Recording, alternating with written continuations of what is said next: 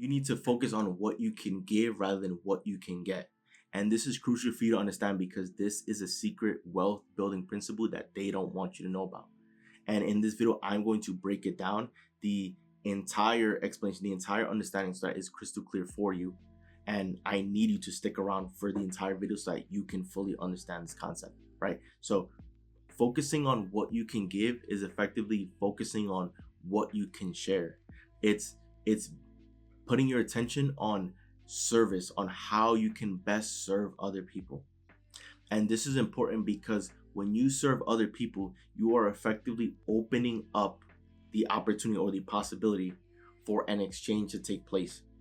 And you see, that is drastically different than when you focus on what you can get. Because if you're focusing on what you can get, for a lot of people, it's from a selfish perspective of just wanting to take as much as they can from other people or from the world.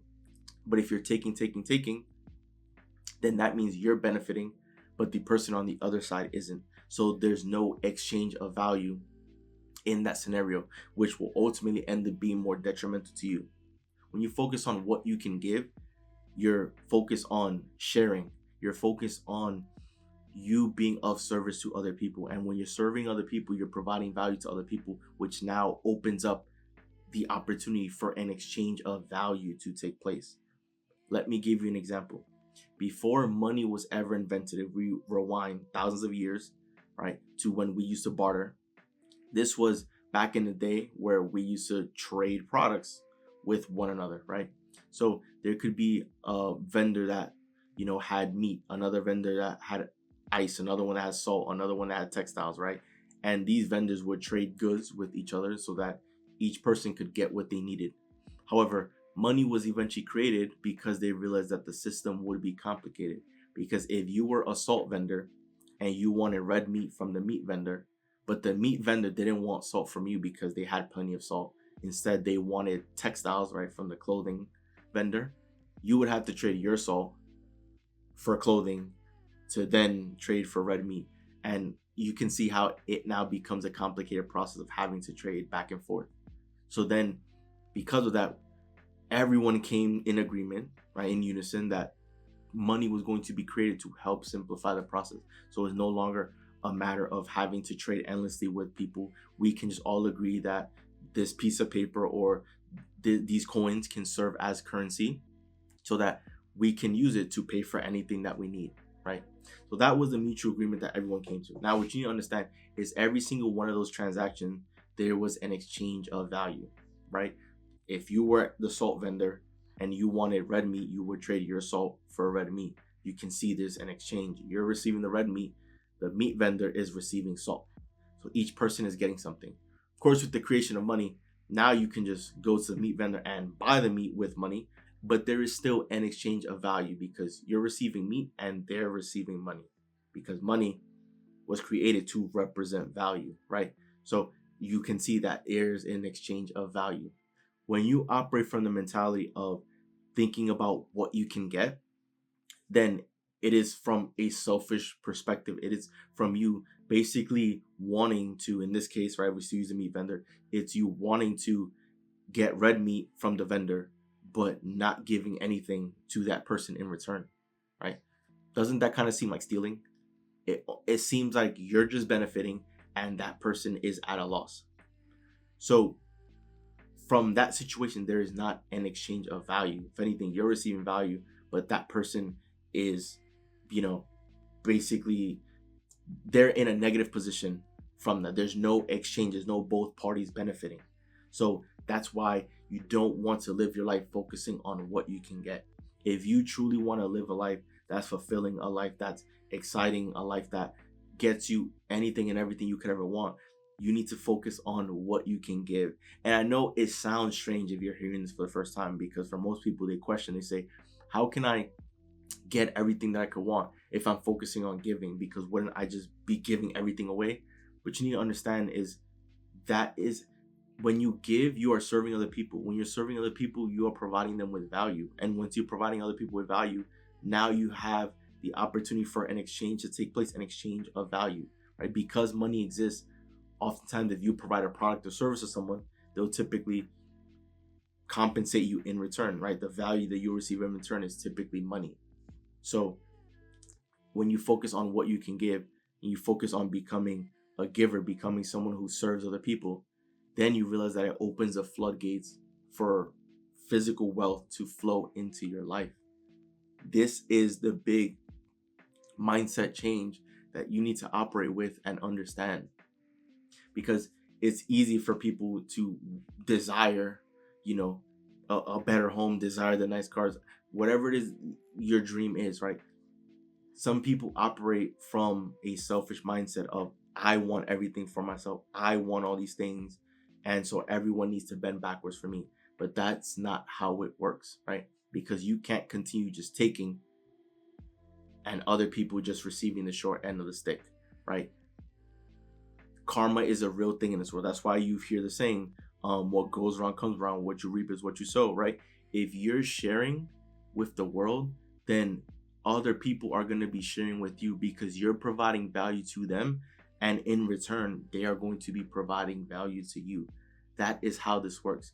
If you're not providing value to other people and you're just taking from them, then guess what? Other people are going to be frustrated at you, and they're going to want to take revenge and take from you as well, right? So you're actually going to end up being in a worse position by focusing on just what you can get rather than focus on what you can give. When you have a giving mindset and giving mentality, that is when you're operating from the perspective of sharing. You're operating from the perspective of service. And as you serve other people, you're providing them with value, and they now have the opportunity to provide value to you, which is in the form of money, which is in the form of all other things, but like it can be in the form of money. So that is how you need to be approaching life and the world. You need to see yourself as someone of service to other people. You want to be helping other people. You want to be providing, important information or value, whatever it is, right? Value can come in infinite different forms, right? You can provide value to people by entertaining them, right? Because it solves people's boredom problem, or entertainment. It helps people if they're sad or feeling bad. It helps uplift their spirit, right? You can provide value by sharing information. You can provide value by solving people's problems, right? Anything that helps someone in any way, shape, or form, or anything that someone else can find to be helpful or beneficial, that is you effectively providing value. That is you sharing with the world. That is you operating from a perspective of being a giver, right? And just like karma, if you're giving to other people, then you open up the floodgates for other people to give to you, right? And it's the same thing with having the right attitude, right? If you have the right attitude, if you're smiling, if you're excited, if you're feeling good, if you're complimenting other people are going to want you. Like your personality, your attitude, it becomes magnetic. Other people are going to want to surround themselves with you. Other people are going to want to hang out with you. Other people are going to want to even pick your brain and try to figure out why you're so happy, right? Like opportunities can open up for you by simply having the right attitude, because people would much rather prefer to be around happy people than to be around sad or frustrated people. Why is that? Because we as human beings are always actively chasing happiness. We want to be happy. If we can choose to be happy all the time, we would choose to do that and be that, because for most people, happiness doesn't happen often enough, right? If we could have happiness, occur moment to moment for the rest of our life, we would live fulfilling lives, because it would be so much fun. Because when we're happy, we feel our best, and every human being would probably prefer to feel their best at all times, right? So you see how everything's aligned and everything's connected. You see how, the universe effectively is like a mirror to you, right? To who you are as a person. If you show love and affection, if you show appreciation, you show gratitude for other people and for the world, then you will also receive that from the world, right? There's a saying that if you help enough people get what they want, right? If you help other people get what they want, you will have everything you could ever want in your life. And that is a true statement, because if you help other people get what they want, then you are effectively serving other people. You are effectively providing other people with value. You are getting them the information that they need. You are providing them with the happiness, the hope, right? Solving their problems, making their lives easier, making their lives better. So because of that, they will compensate you in return. They will reward you in return.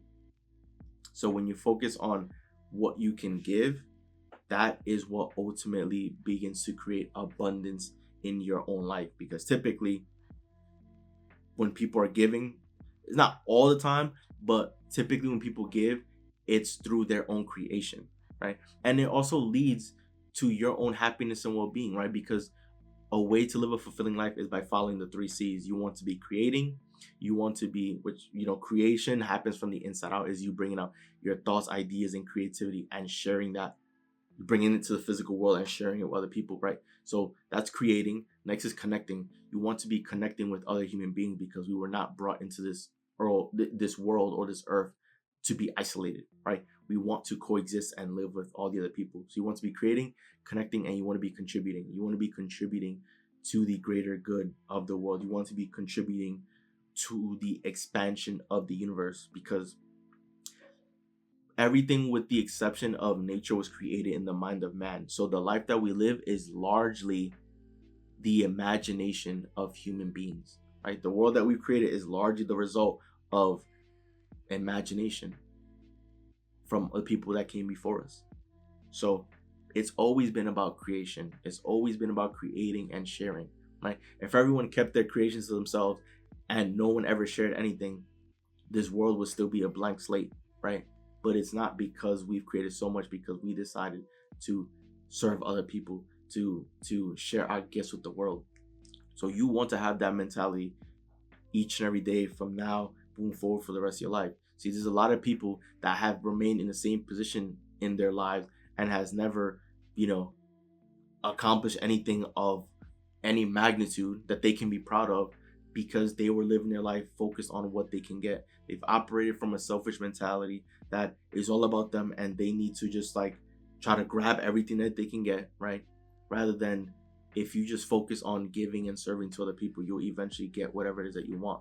You'll be in harmony with the universe, right? And then abundance will flow to you in such large quantities that you won't even care about the money anymore, because you understand money is a physical representation of value. And as long as I continue providing value to other people into the world, then money is going to flow to me.